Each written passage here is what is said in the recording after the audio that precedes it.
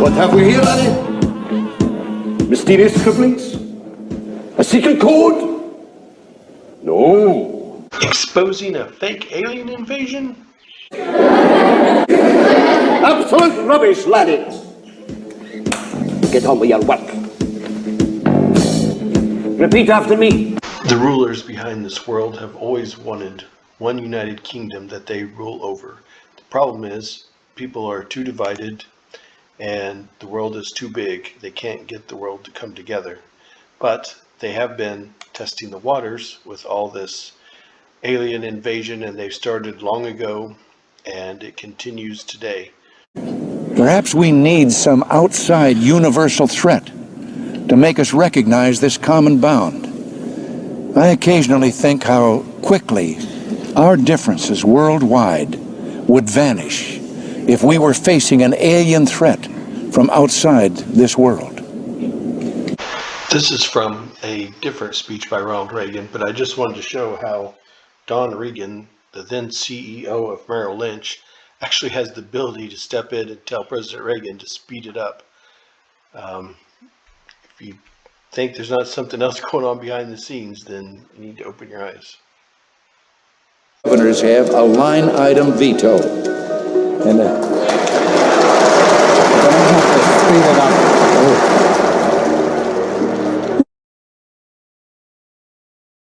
Shows like Ancient Aliens and pretty much all of Hollywood movies are there in the book Chariots of the Gods. Those are all there to give you the idea so that you come up with the idea that, my God, it's aliens and they're going to come back. And they're going to try to build one kingdom united with or against an alien force. Then this is going to probably be the Antichrist kingdom. And then when Christ does come back, it will be presented as this is the common enemy. And mankind will be tricked into fighting against God. And so when I was a kid, I had a small TV in my bedroom for a while, and I used to watch old Star Trek episodes and loved them. But when I was at church as a kid, I remember hearing elders of the church speaking about how Star Trek was evil, absolutely evil show. And it puzzled me because I was like, well, wait a minute, they don't use any swear words.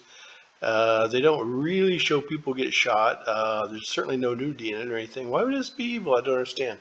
But now I understand. It's all set in motion to trick people that we live on a planet hurling through space with all these ridiculous speeds, and take away from the idea that we live on a flat stationary plane that's an electric plane, not atomic, by the way. And so this is all set in motion for a fake alien invasion, and people will think of it as their own idea about aliens, and yeah, it's all a bunch of trickery. This thing wants us to believe we can win. It wants us to throw everything we have into the invasion. Operation Downfall isn't our end game, it's the enemy's. The thing you've got to understand is this is a perfectly evolved, world-conquering organism. For all we know, there are thousands, millions of those asteroids floating around in the cosmos like a virus.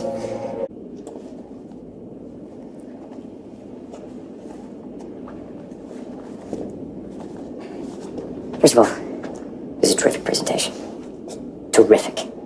On what it knows about UFOs, or unidentified flying objects. Some of the more than 100 instances it studied could be explained by atmospheric occurrences, foreign adversary actions, or other phenomena, but most of the incidents defied explanation. One person who knows that well is retired Lieutenant Commander Alex Dietrich, a retired Navy fighter pilot. Alex Dietrich, welcome to the NewsHour. So tell us what you saw back in a training mission in San Diego.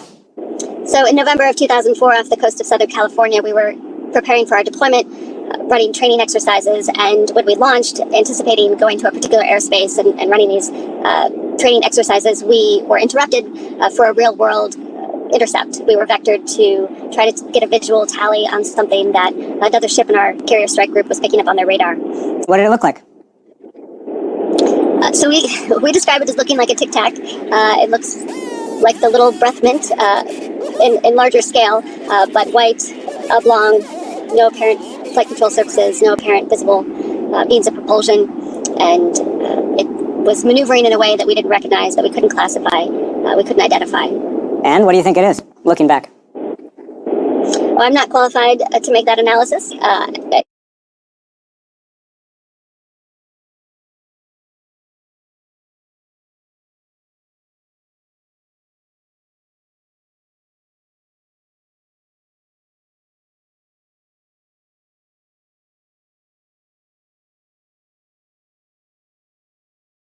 The dancing in the aisles, the arms in the air, it could be any old concert.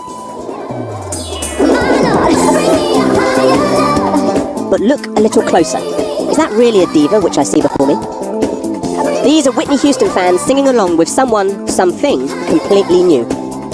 Whitney Houston died at just 48 in 2012, a career cut short after years of addiction and health problems, shocking many who hoped that one day this powerful voice of pop would be back on stage in all her glory.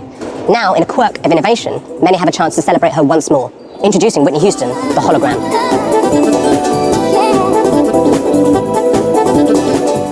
This hologram is not just performing here in Sheffield, it's being taken to 11 other cities in the UK and is touring Europe. The image itself is not created from archive of Houston. A choreographer worked with a body double to mirror her movements. We wanted to make sure that we not only hired someone to capture the essence of Whitney, we made sure that the song set list actually laid out so that people can enjoy the best hits from her.